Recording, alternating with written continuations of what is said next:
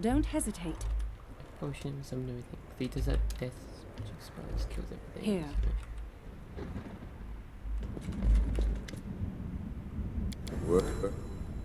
Oh yes, the time has come! The time of fate and curses!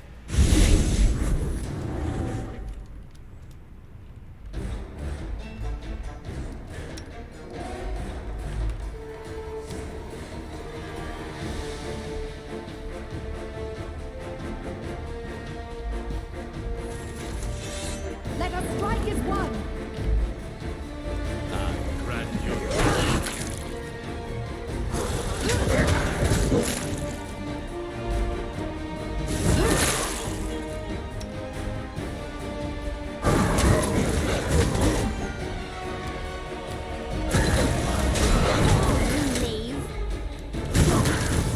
Yourself open.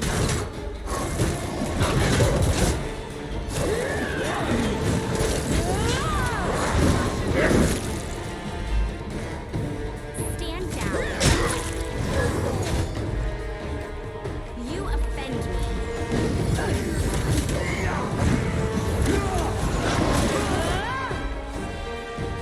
Do not falter!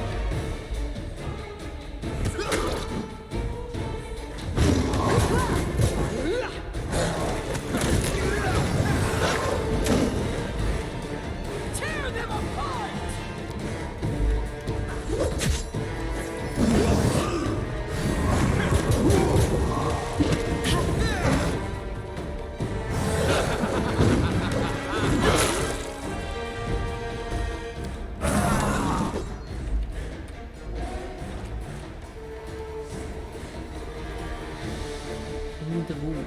That's insane.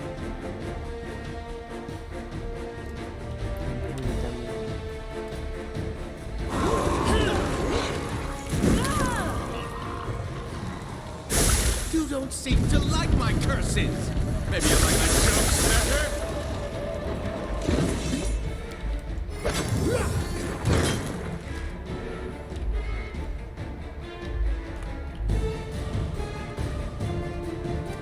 Fight there.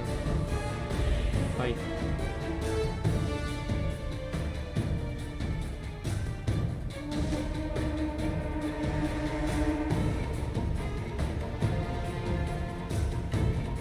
Your time is over.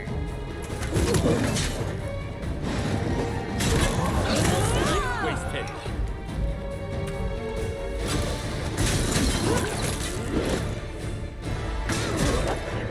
Repent.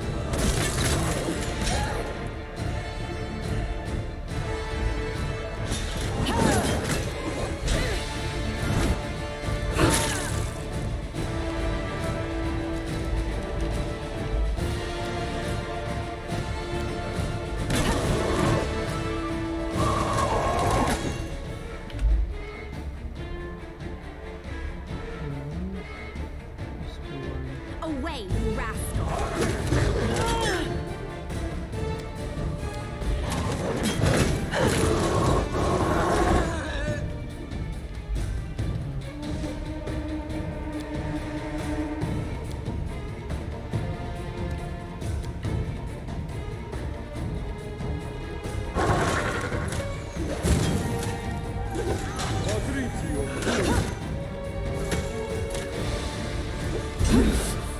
Won't kill me!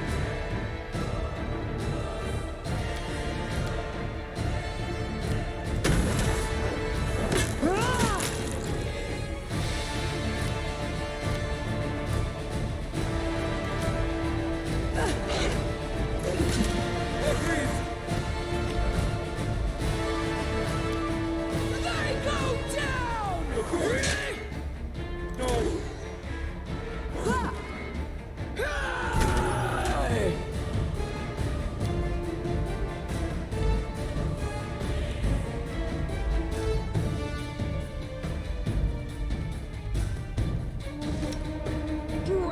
won't!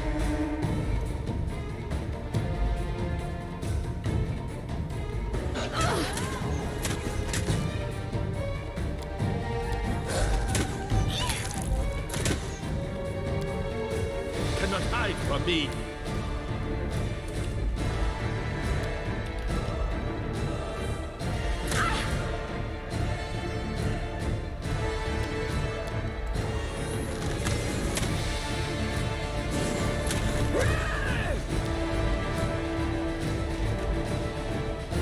Tear them apart!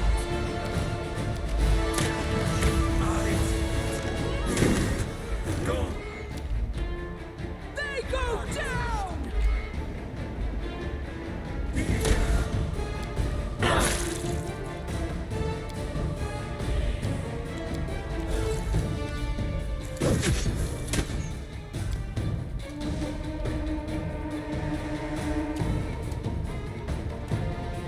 Stand down. Protect me! Someone! Anyone! Only monsters when lightning hit. What the fuck?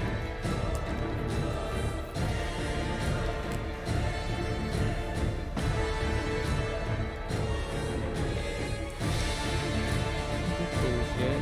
Why lightning hits?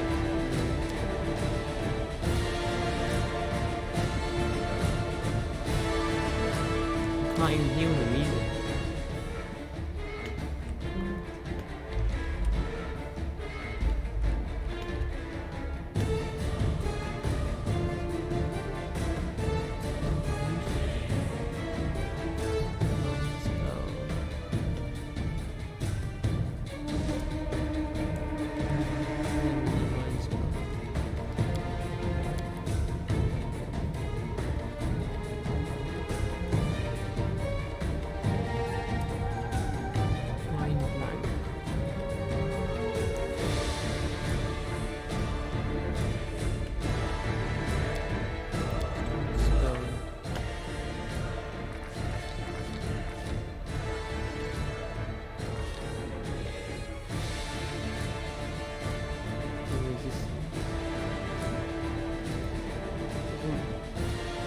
Get rid of existing ones then?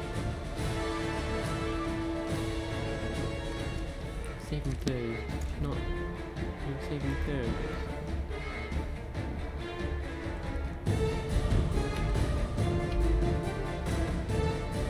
Probably all I'm looking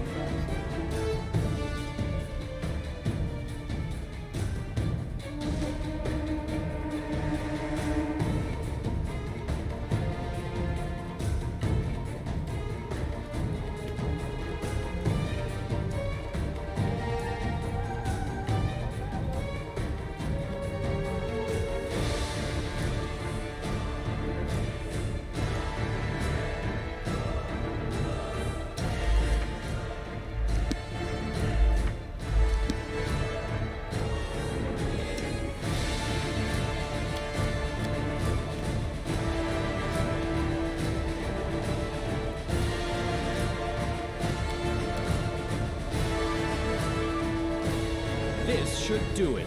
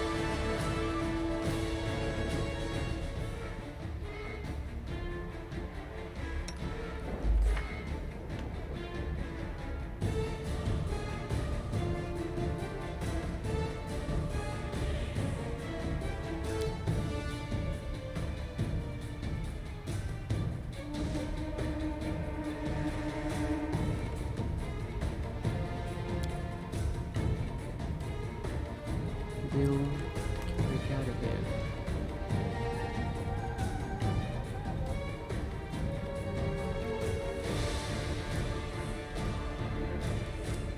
There's no mind that's did break out of it.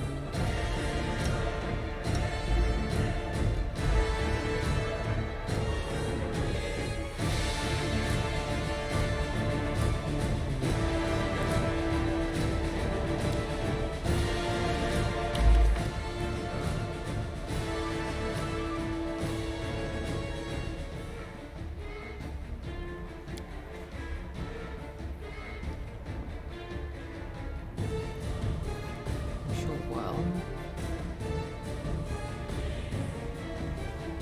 Just for all saves, resistance.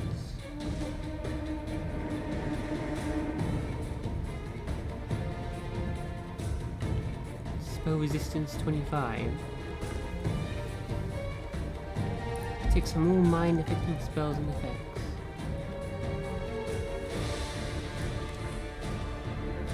Short while.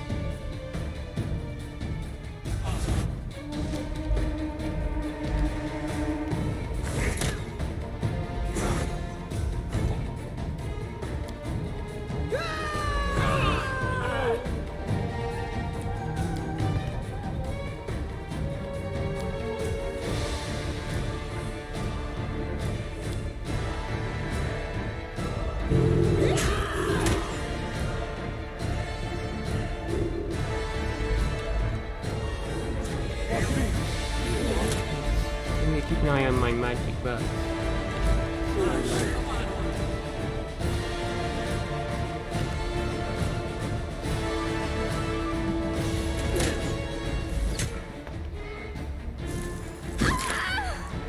What the fuck? I miss her.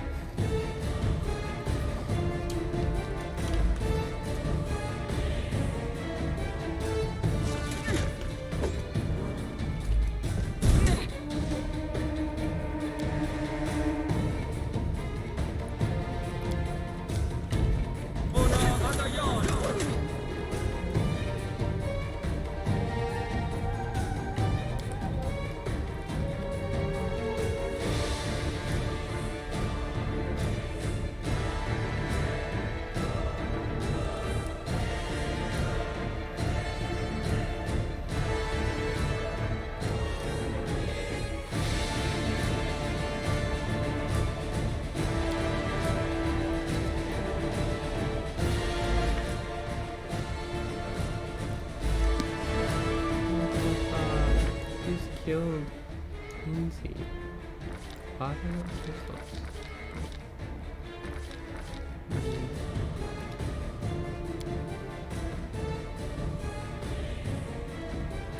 If their health is negative enough such a negative amount greater than its constitution score, they don't come back to life.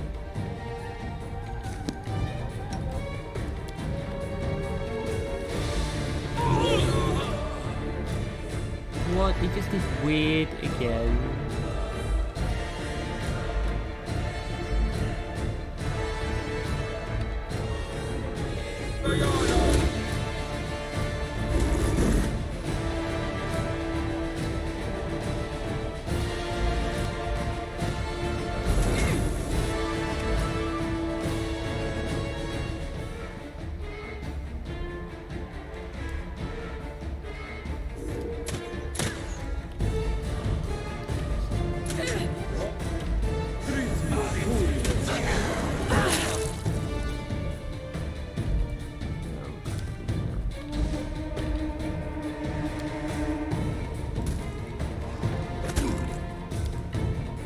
Nowhere to run. Bring it! Tear them apart!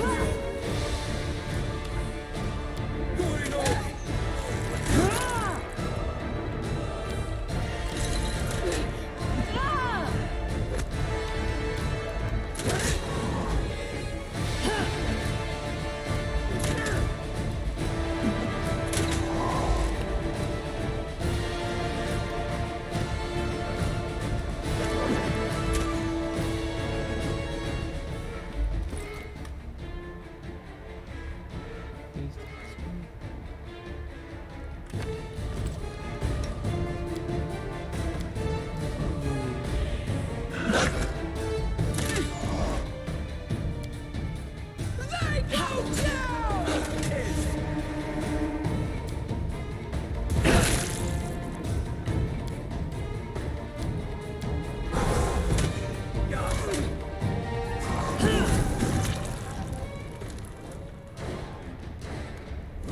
The time for laughter has passed. It's the hour of hunting and chaos.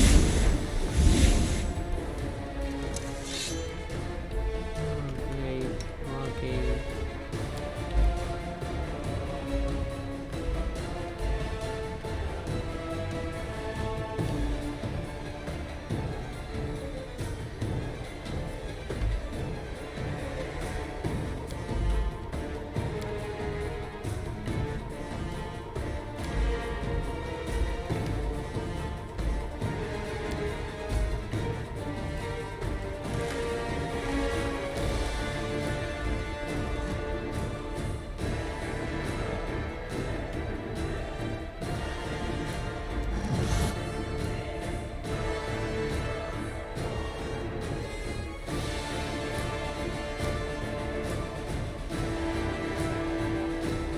Onwards!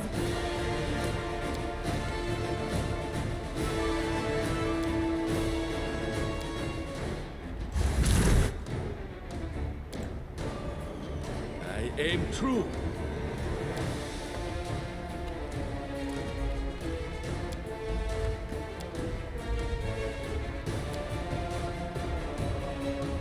A calculated risk.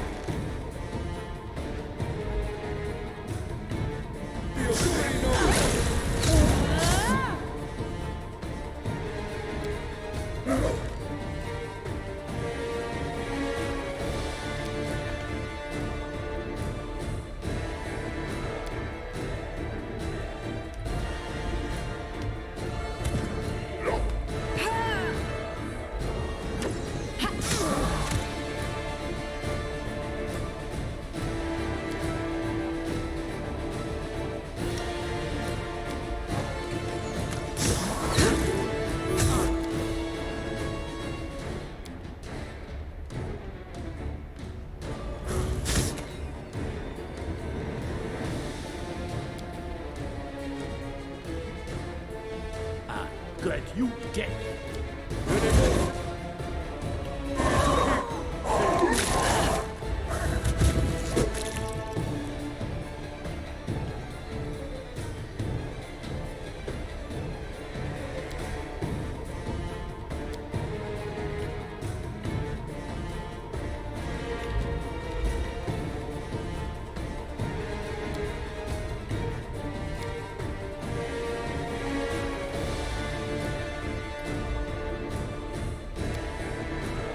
Cannot hide from me. Nowhere to run. Bring it!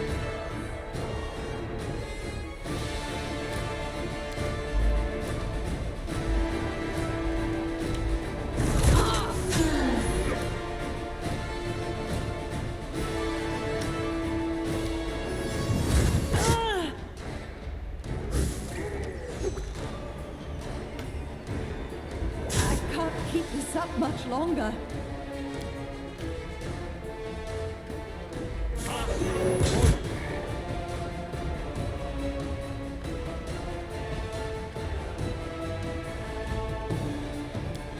Tear them apart! They go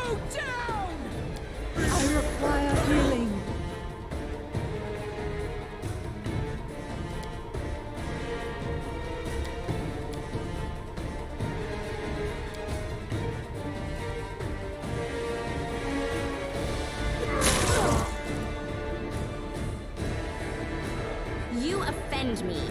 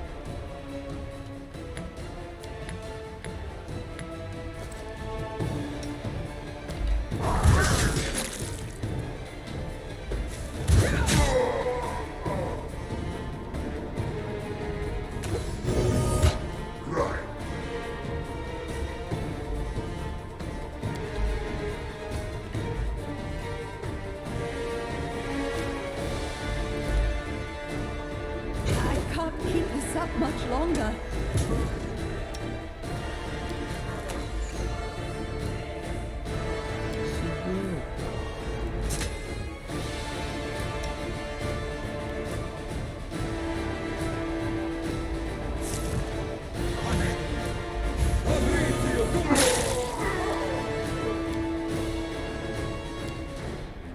Bring it! He looks back up.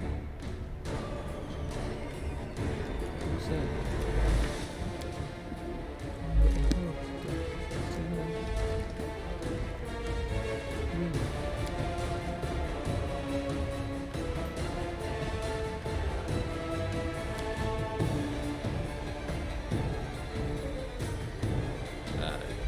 True.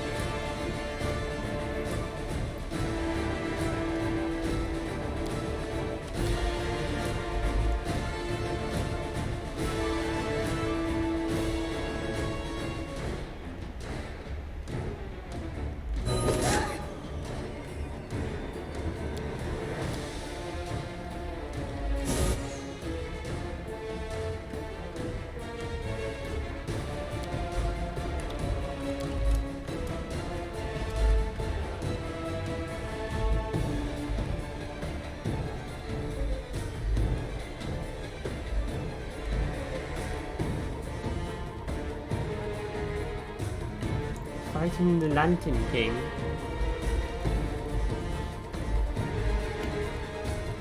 Nice.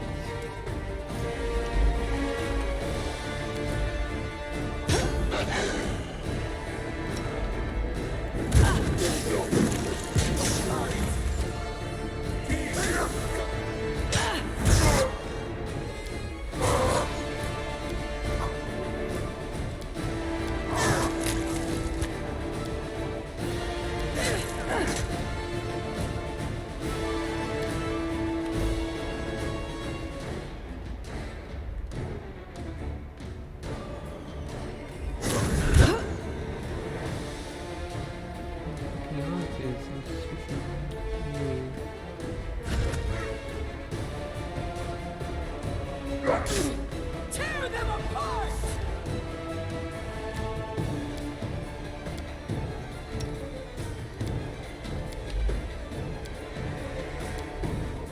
I grant you death.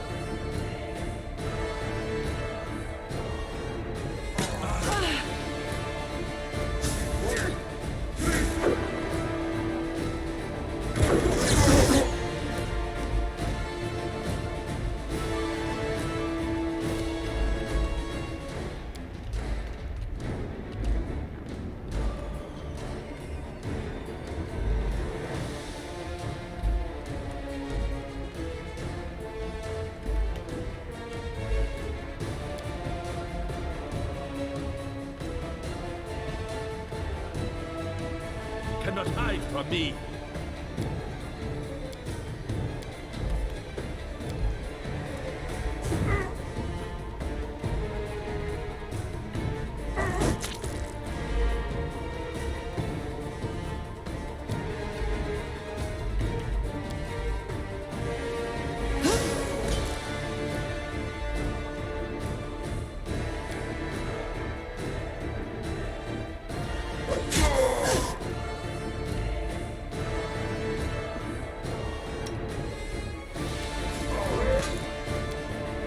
Bring it!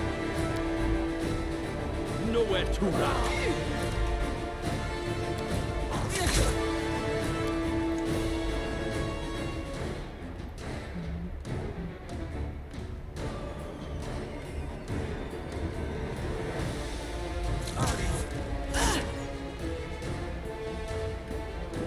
Tear them apart!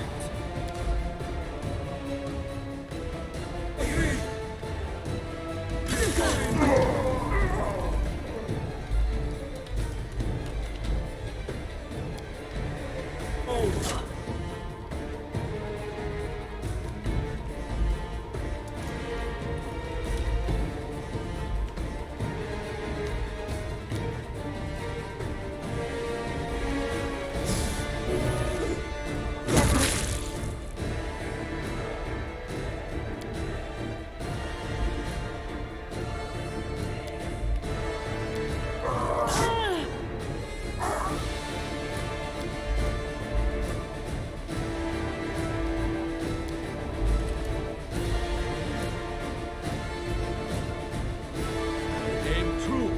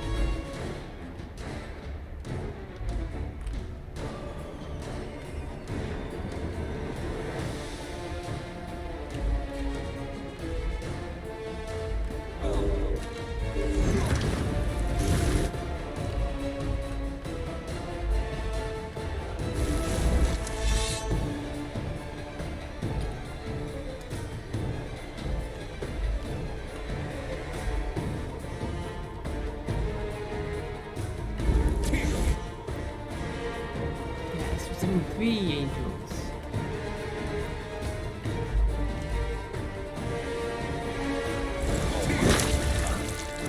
Yes, Larissa! God, the other one, Ray, Annihilation.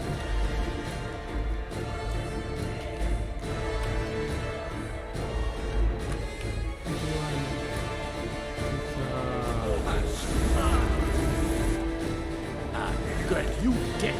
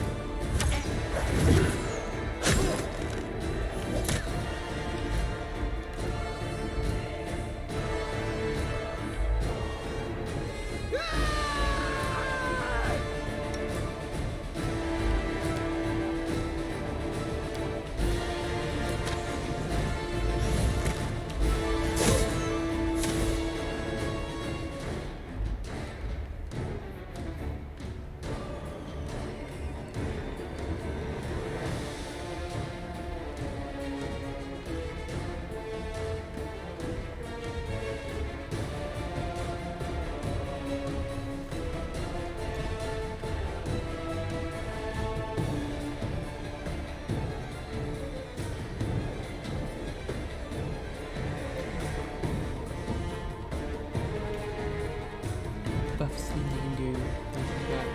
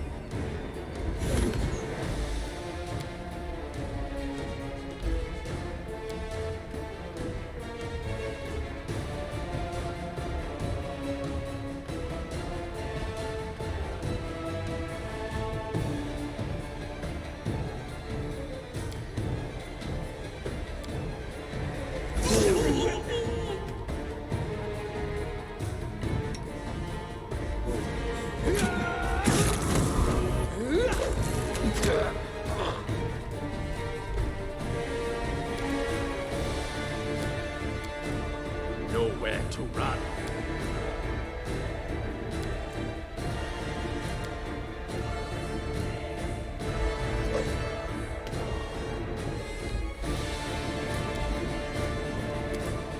Bring it!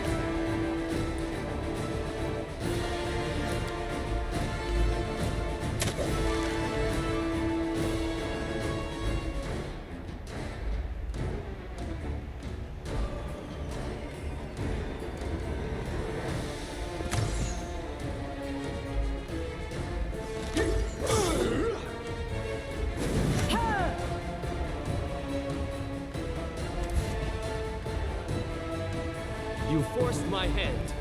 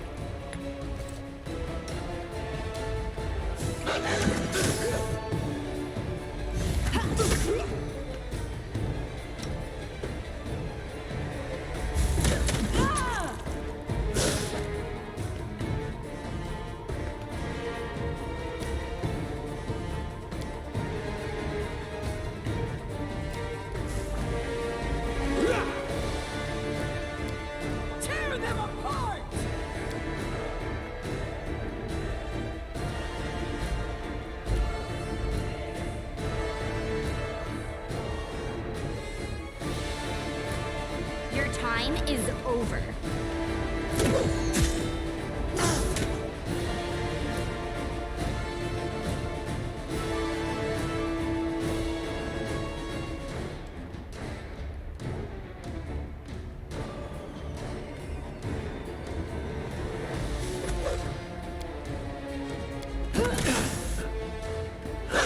My path at an end.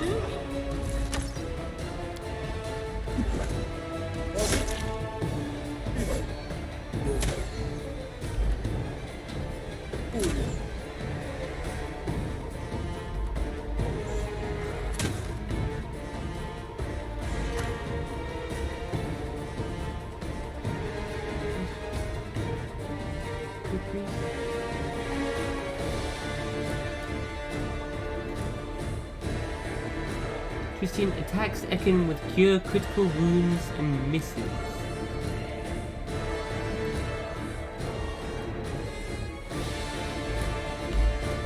He's got like he's healing.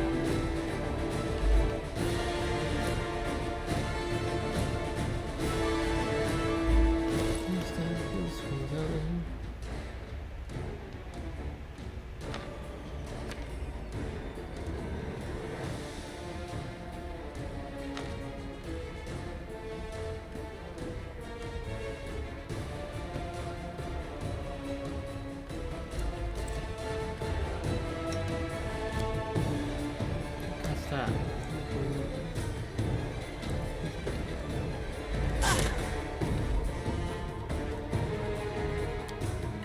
They go down!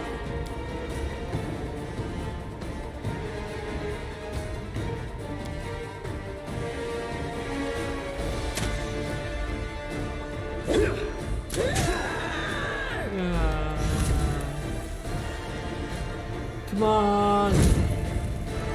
Try. Enough! As soon as the horned hunter's body disappears in the fire, the destroyed throne room is flooded with light. The Lantern King, in his true blazing form, appears in the middle of the room. His furious mask is ringed by fire. The games have ended. Time freezes like resin, trapping you and the eldest in amber light. And this light grows brighter. The rays pass through you, pierce you, ruthlessly bearing your most intimate secrets, fears and desires. Something inside of you resonates with the light of the eldest, your curse. It is like the splinter of an arrow that remains in the wound, a slow weapon cooling toward your heart. As soon as the rays touch it, it begins to heal up, and then burns with intolerable pain. Time for masks is over. You risk challenging the eldest, and I accept the challenge. You fight not a mere embodiment, but my true essence. This is my essence. I don't need magic or servile monsters to destroy you. Words are enough. Yes, words. I once told you, words spoken in the right time and place possess the power of the storm. You lightheartedly answer that you know what your power and essence are.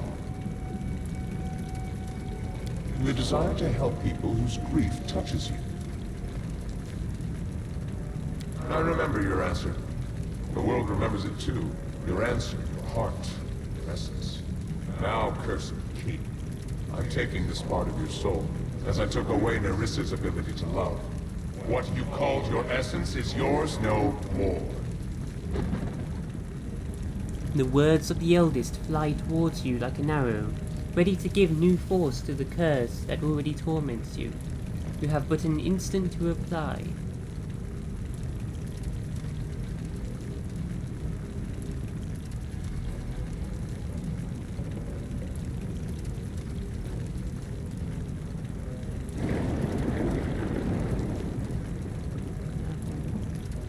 My heart has always belonged to the people, and it always will. Nothing can ever change that.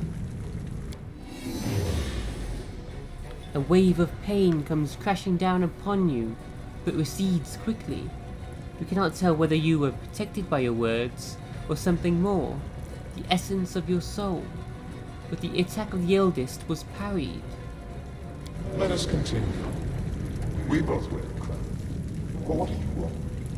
A meager patch of land, a few thousand souls? My dominion is chaos and magic, madness and deceit. Your power is nothing compared to mine.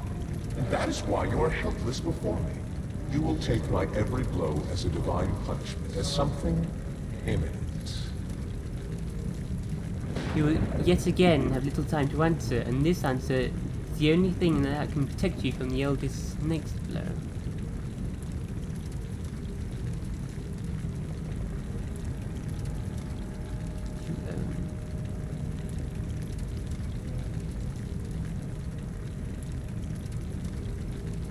Knowledge and magic.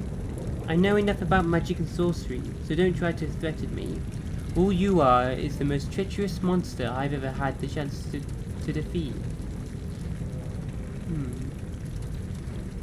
My kingdom is strong with its warriors, so it can always protect itself. And that means I can too. Even if I were facing a deity. Which one? What do you own? Make a patch of land, a few thousand souls.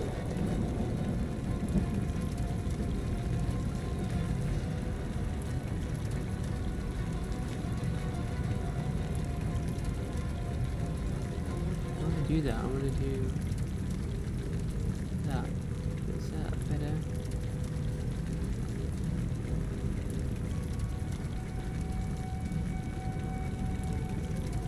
Gotta say the right words.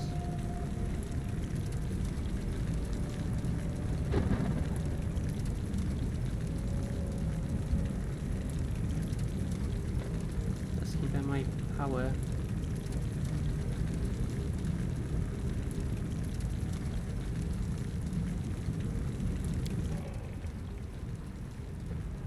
You feel strange, as if wrapped in an invisible veil that protects you from the eldest's wrath, and its source is yet your curse.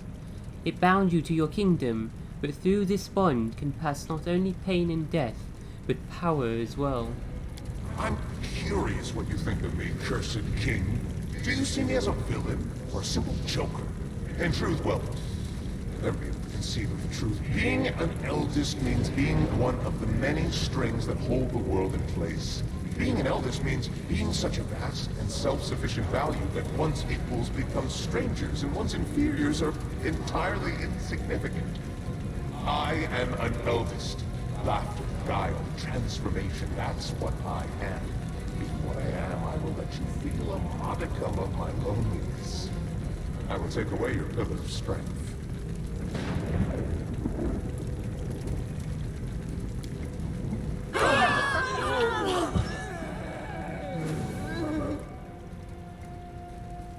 Having lost all support, you face the deity alone. Silence hangs heavy over the ruined throne room.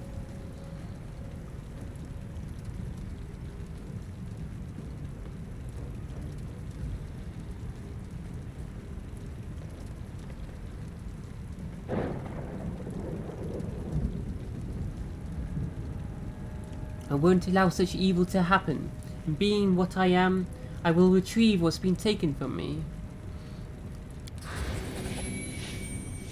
The blinding light flashes away, frightened like a living creature. The blistering metal of the curse cools. It still hurts, but the pain is no longer unbearable. You stand before the eldest, as before a blazing living star, as he looks at you as if he's seen you for the first time. Lost bite, what's that mean? Good. You can play with words. Let us see if you can withstand the heat of my fire. For a while the Lantern King remains silent. You feel in this silence not angry bewilderment, but endless, boundless astonishment. Now is the beginning of the hunt. What?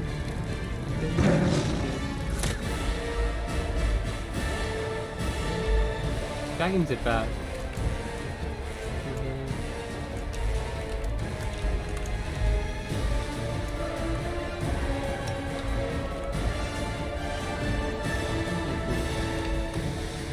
Next to him.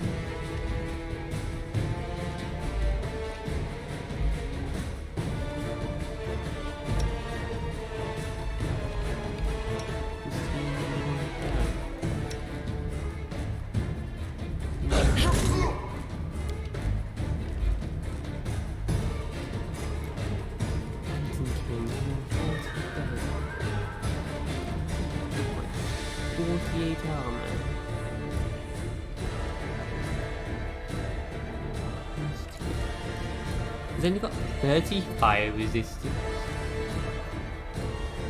Surprising. I knew that fire. Got a huge acid resistance.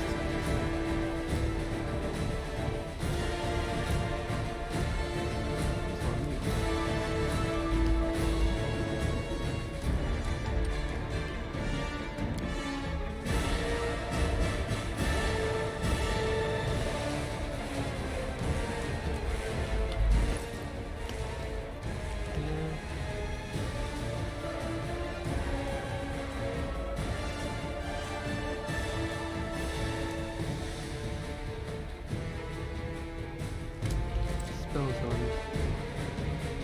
Deep water.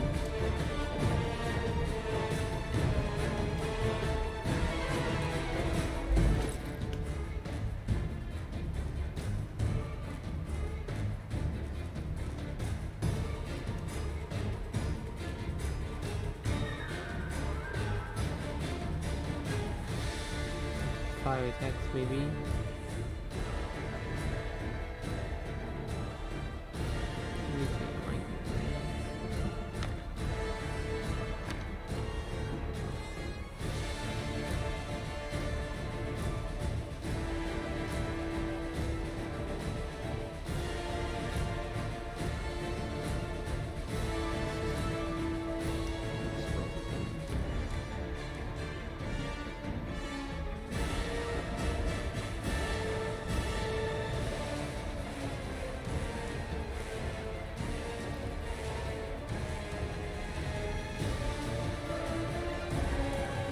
We got stuff.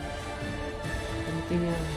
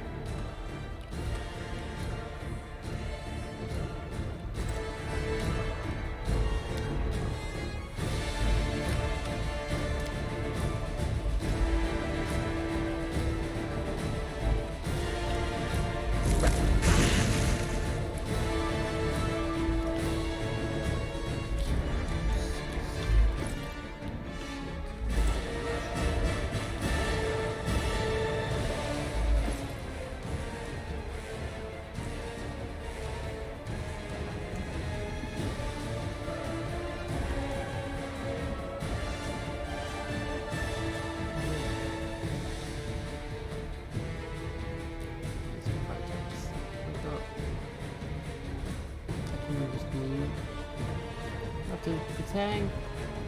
Don't do that.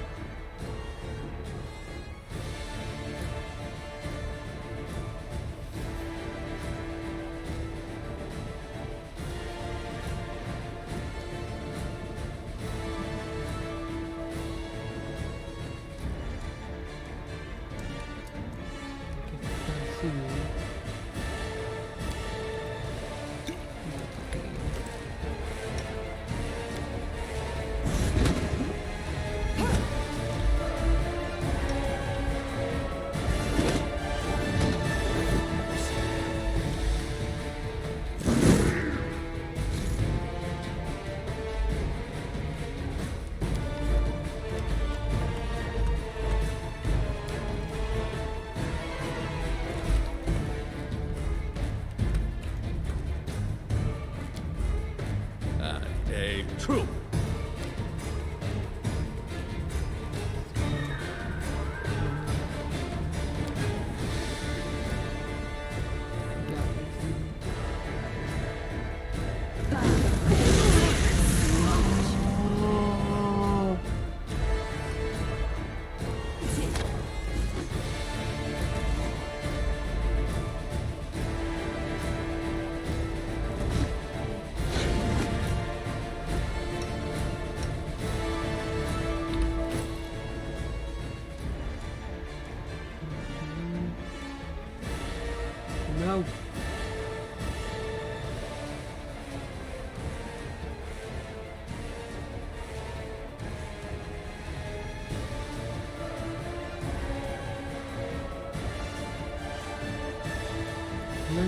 Shit.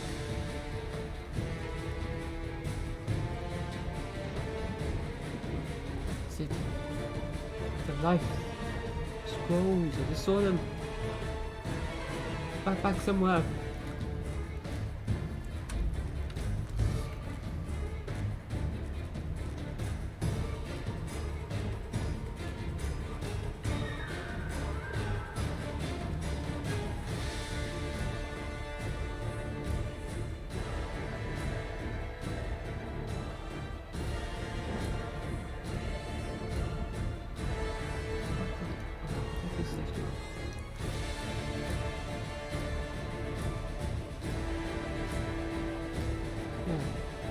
Duration.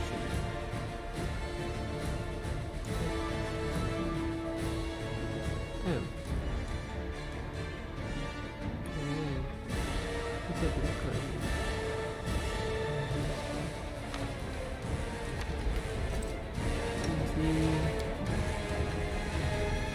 Oh, minus 67 health.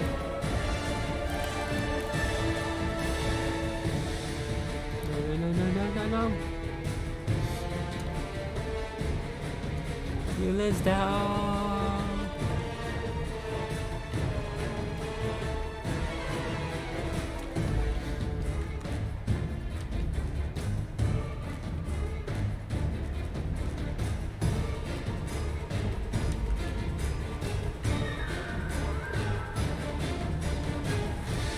What do I do? I'm Breath of Life. I don't have any more resurrections to go.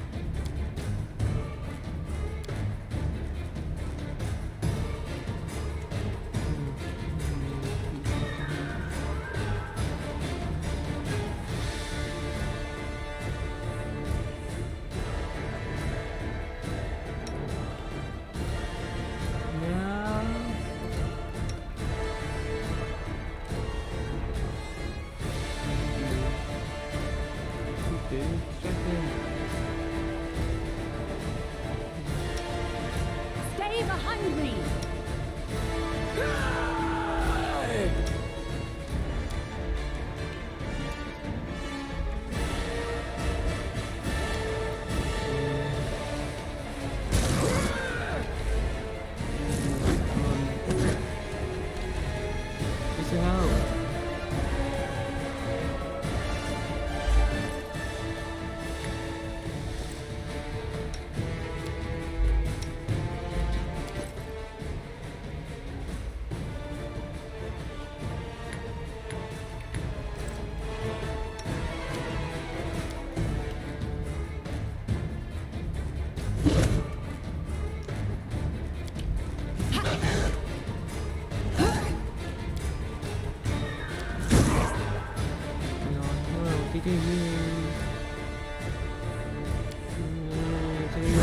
Oh my god, he just runs you over and just kills you.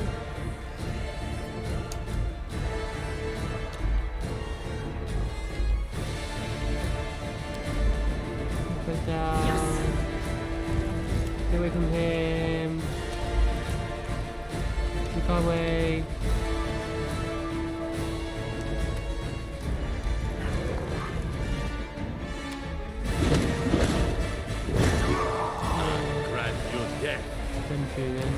Just go ahead.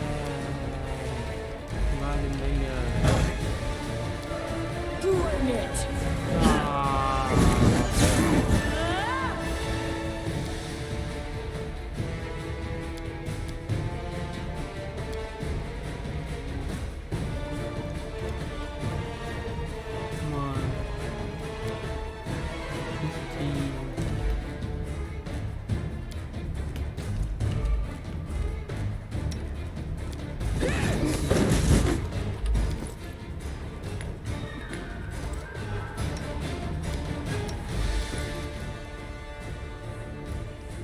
use that scroll.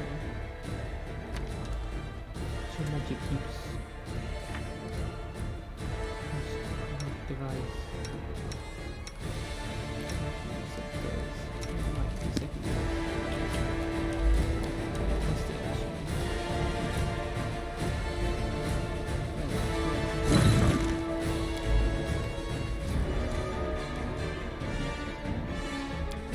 Tear them apart!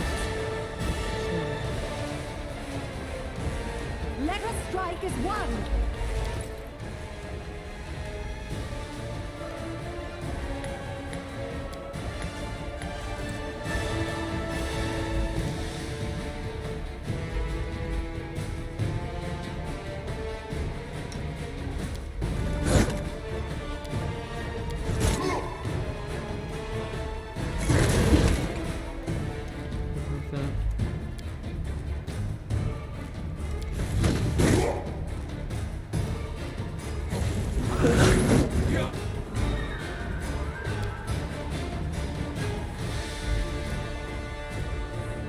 See what's going on? He's just so blinding the one of light.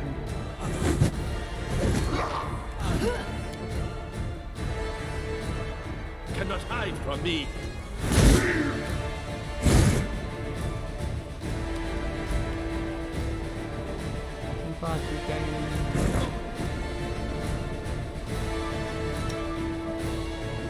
Onwards! Get the fuck up. They go down!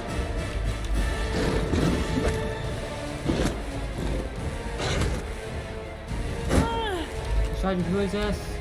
Get the fuck out of here. Wait for me. No, he's running.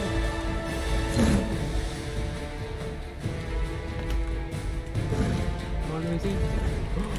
Oh, yeah, I think he's. Oh my god, oh my god, oh my god, oh my god, oh my god. Nowhere to run.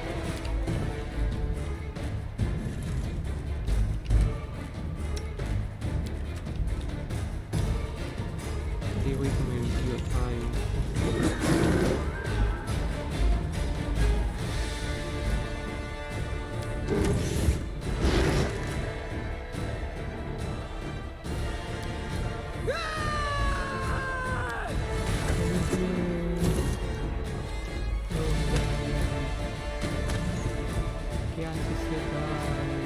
This will hurt. Ah.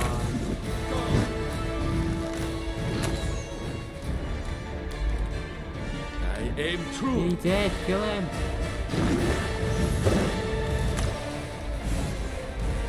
Fucking fuck. You want that?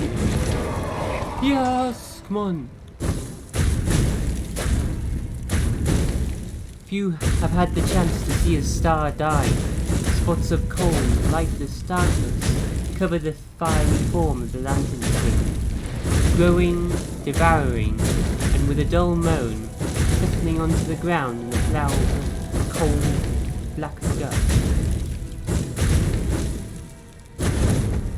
A moment later, right where the eldest's crown lay burning, another shining image is born. It grows, glowing, turning into a familiar silhouette, wearing a crown. Defeat. What a refreshing feeling. I don't remember sensing. Us millennia. The Lantern King freezes, his light flickers strangely, and his masks begin to change with incredible speed. One breath, and you are looking upon a horrible grimace of wrath.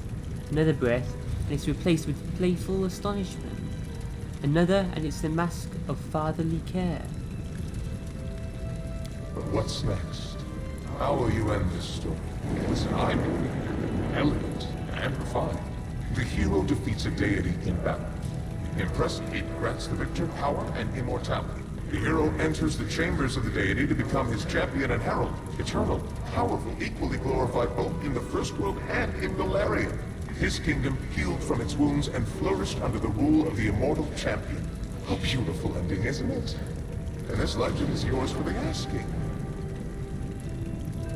Trust the laughing lie. Don't do this. Not after everything you and I have endured because of him. I can give you immortality and power, though not as much as the Lantern Kings. Perhaps we won't be able to stand against the eldest, but accept my gift and my patronage. And together we will make him pay for what he's done.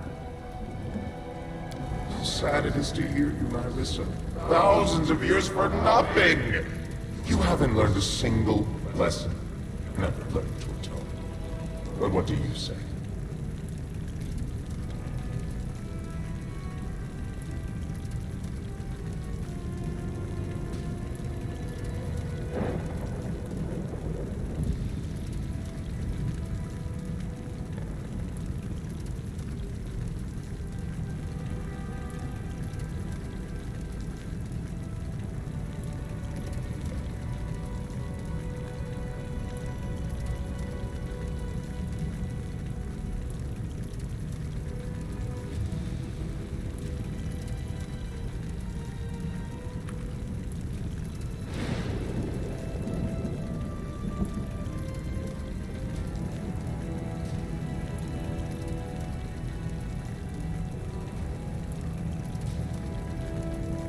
I will not bow to you, eldest. Don't get your hopes up. Here is my offer.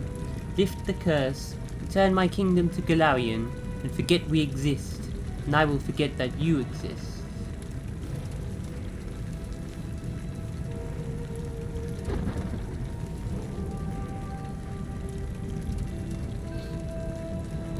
None of their offers. After you speak, silence falls, deep as a chasm. Light pours from the eyes of the Lantern King's mask, still the mask of paternal care, though you do not mistake this for what lies hidden behind it. So be it. This performance has run its course. It would be unwise to continue. Besides, I have no love of dying, returning to life. My fellow eldest are very good at playing especially intricate pranks at that exact moment. You were cursed by my will. By my will, you are now freed from the curse. May the shackles be broken, fetters be loosened. What's been stolen will be returned. What's been divided will be made whole again. I say farewell, and release your kingdom to the material plane. Go, be glad of your ordinary mortal life. Forget the gods of the first world. Now they no longer concern you.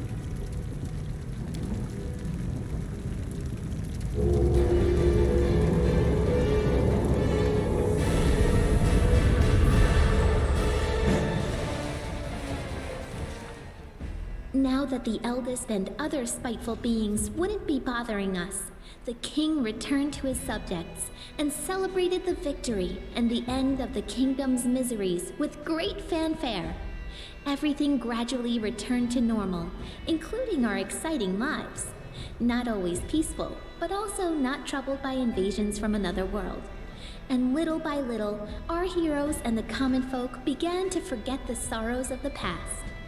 Sometimes, on clear spring nights, the king saw dreams. In them, the nymph Nyrissa, fierce and wounded, battled the Jabberwock, died, and returned to life, again, and again, and again. Under the wise leadership of the king, the stolen lands became a true country. There was still much to be done, of course, and some of it will need to be finished by our heroes' descendants. But there are no longer cut purses on every corner, and the peasants aren't afraid some new self-proclaimed chief will show up and strong-arm himself into power.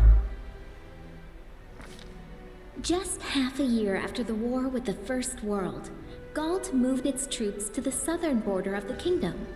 Their attack was rebuffed. The enemy state's infantry could do little against soldiers who were skilled with their swords and knew the military arts better than the alphabet. Since then, Galt hasn't risked crossing any borders again, fearing cruel retaliation for further insolence. The feud between Brevois North and South, which had been smoldering for ages, never sparked the fires of civil war.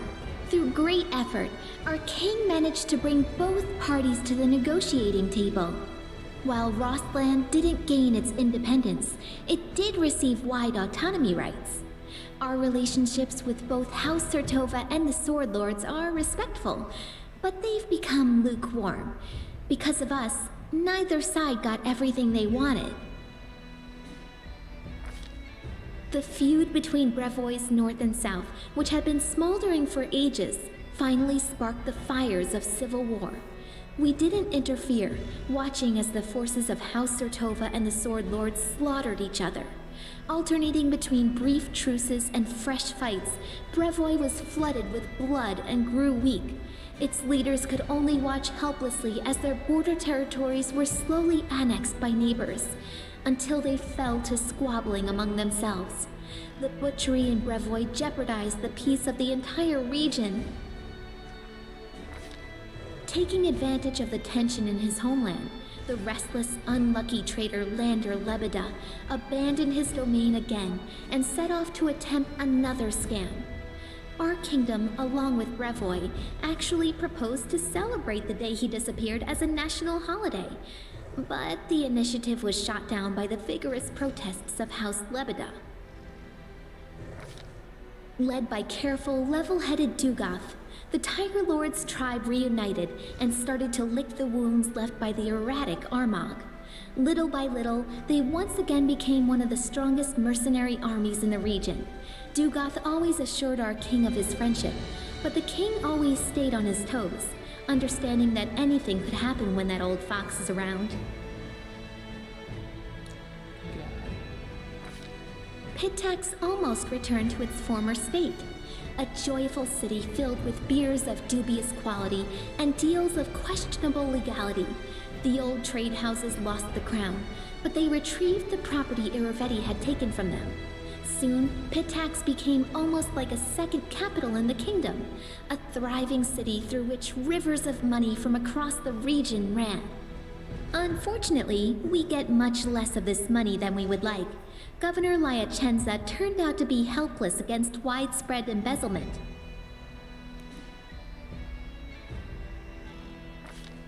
Maestro Bellavara gave the Academy of the Arts a second wind.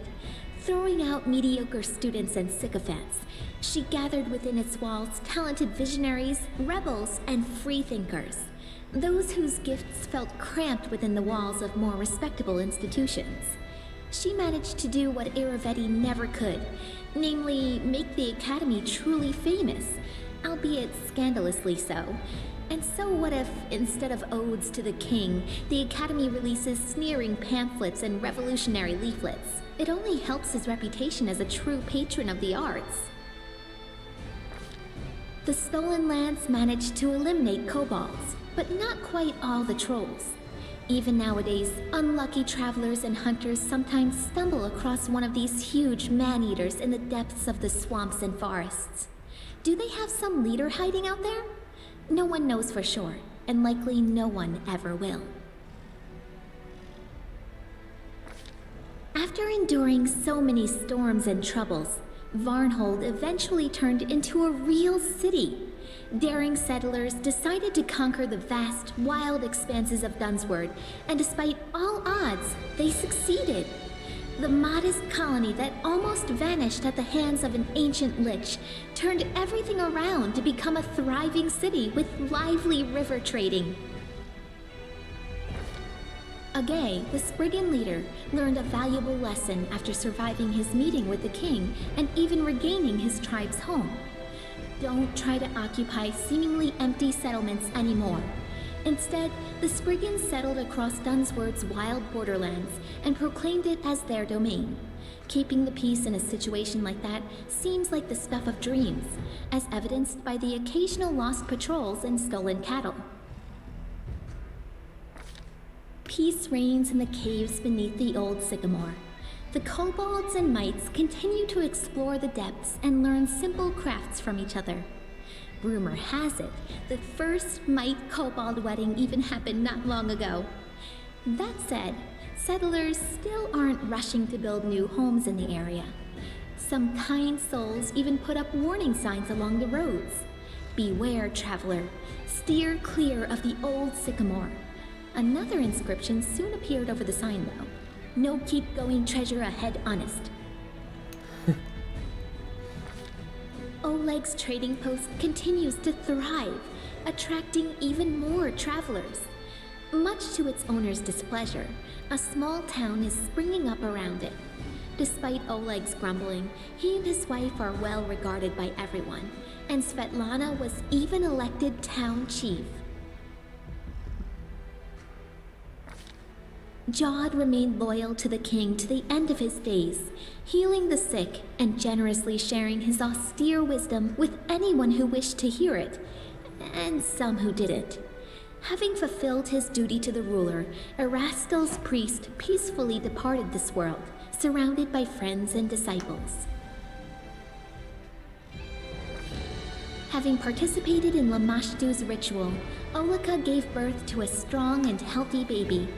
Sadly, the child grew into an unruly and violent adolescent. Having maimed a peer at just 10 years of age, the boy escaped to the Norl marches, fleeing the rage of a mob that tore his mother to pieces instead. No one knows what happened to the lad, but legends of Lamashtu's child, who sometimes kills lost travelers and sometimes leads them to safety, are passed on by word of mouth throughout the area.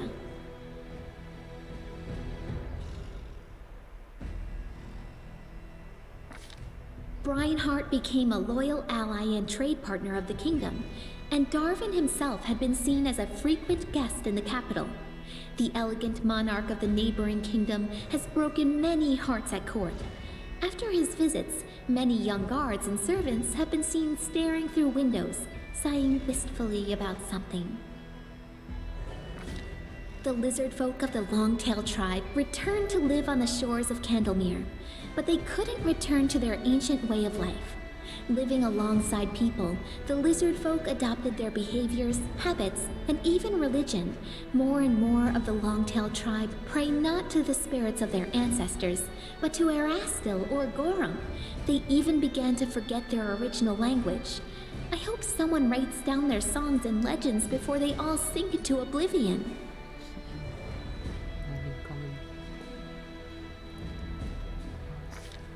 The goblins who put so much effort into preserving the king's lands obviously felt that gave them the right to do whatever they wanted in the kingdom. Travelers are careful to move in groups when they can, and any peasants who spot at least one particularly toothy stranger immediately raise the alarm.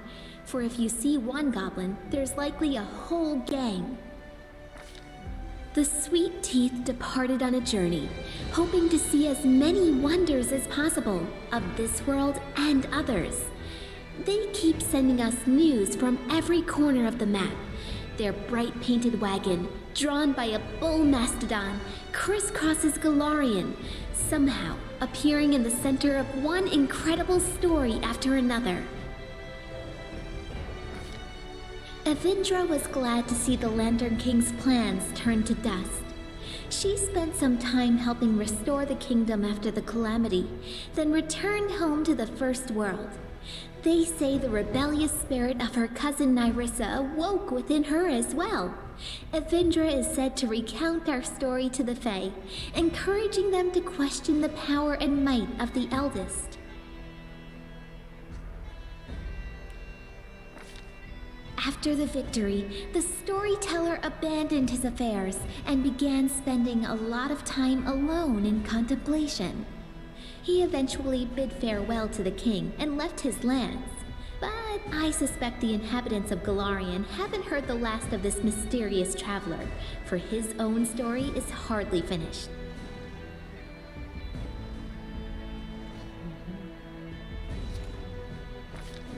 Amiri stayed close friends with Nyla, but she remained a pariah to all the other members of the Six Bears tribe. Despite all the wisdom of their new chief, the tribe never found its place among the unfamiliar plains and cities, and they soon broke apart.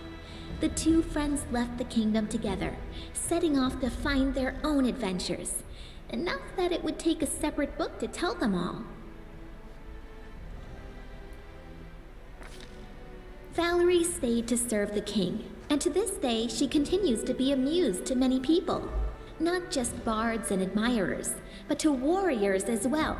Honest and resilient, Valerie is not just famous for her feats in battle, but also for her patience and kindness, which she says the king helped her discover within herself. Harren became famous, respected by dwarves throughout our kingdom as well as our neighbors, even as far as the Five Kings Mountains. He's often been asked to help out or teach others, and he's never denied anyone, despite his grumbling. Some people even listen to his preaching. Lucky for us, there's a lot less howling about the end of the world now, and more wise words of moderation and humility. Not all of his disciples turned to Grotus, but everyone took away something useful from his teachings. Jaethal spent some time at the king's court, but she then left to do whatever it was her new goddess required. She must have become a great inquisitor for Pharasma, as no one would know the ways of the undead and Urgathoa's cultists as well as a former undead cultist would. She was also seen in the company of Salim Godafar. It's unlikely the two became friends, being so different from one another, but it's a known fact that they worked together.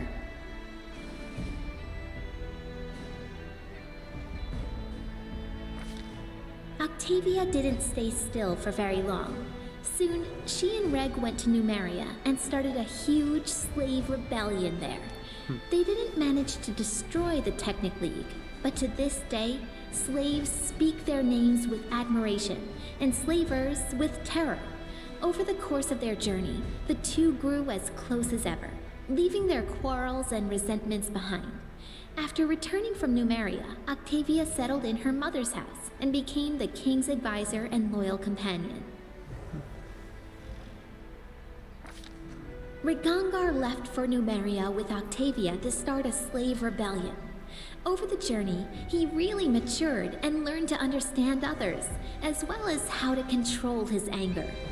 After he returned, he took a position in the king's court. Being both formidable and charming, he inspired fear in the hearts of some and lust in others. There are even some rumors that he almost talked Octavia into marrying him, and possibly even continuing the Della Fiorni line. Once the war was over, Tristan kept his promise to Sarenrae. In the middle of celebrating the king's victory, the priest suddenly disappeared in a flash of light, vanishing forever. I hope Sarenrae didn't take the Movonic Deva's memory, so her servant might still remember us and the stolen lands. Or if she did, I hope he was at least able to forget everything about the lands in which he endured so much suffering.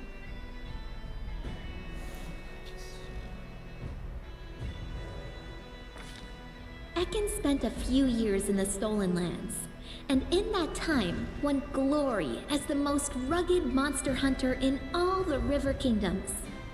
The ranger exterminated even the most harmless of the monsters around the capital, then moved on to other lands and new victories.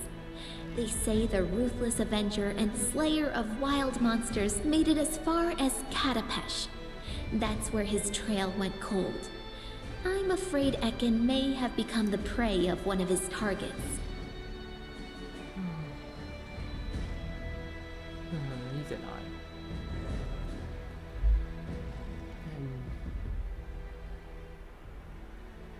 Yeah, well, I didn't have enough persuasion to do that. Jubilost returned to the life of a traveling explorer, frequently visiting his favorite kingdom. He said so himself. His famous work studying the First World all opened with a dedication to his longtime companion, the King. Another name was also mentioned, 2Z, my guide and inspiration. Admirers would ask Jubilost many times about this mystery lady, but he would only chuckle, pitch his knapsack on his shoulder, and return to storm the vast expanses of the First World once again.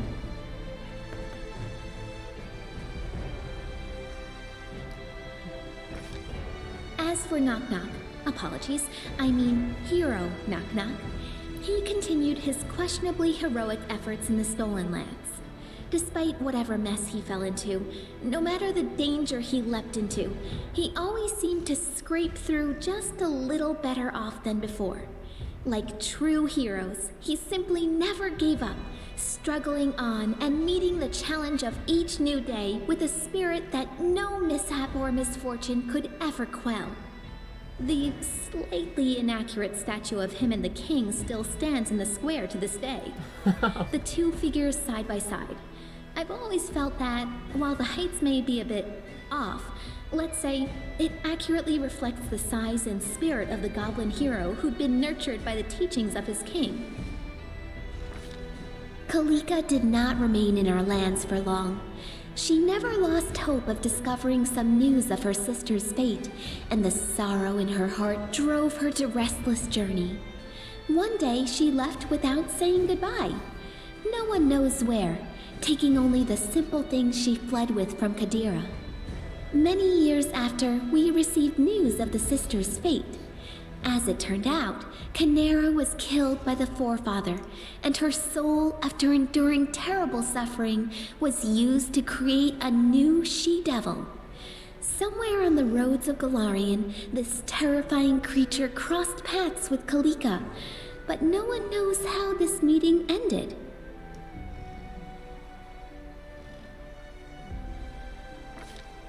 Despite all the woes that befell the country, our king remains a strong leader. Many noble houses from neighboring lands wouldn't hesitate to be related to him, and they regularly send a variety of marriage proposals. As for myself, the author of this book, Lindsay, who never chose a pretty nickname, I stayed here, within my own book, to watch what happens in the kingdom, and one day write this epilogue. I hope, O honored reader, that you learned something important from this story, or at least were entertained by it. And now that it's concluded, I have only to set the final period and go silent forever.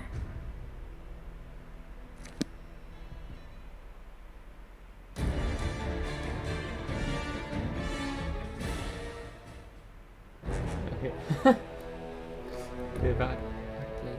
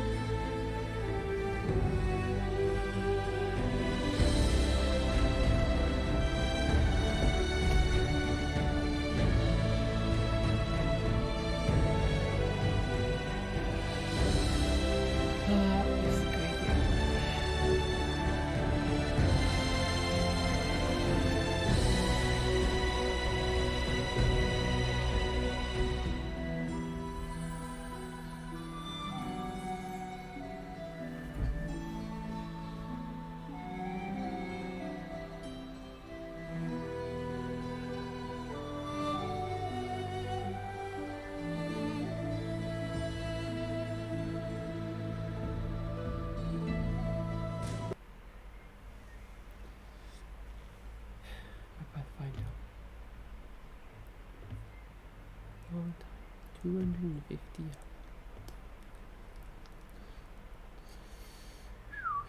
Long.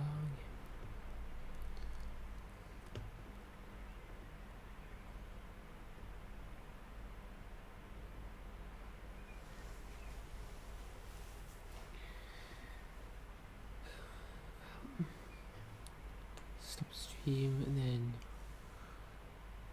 we will go and play Zelda.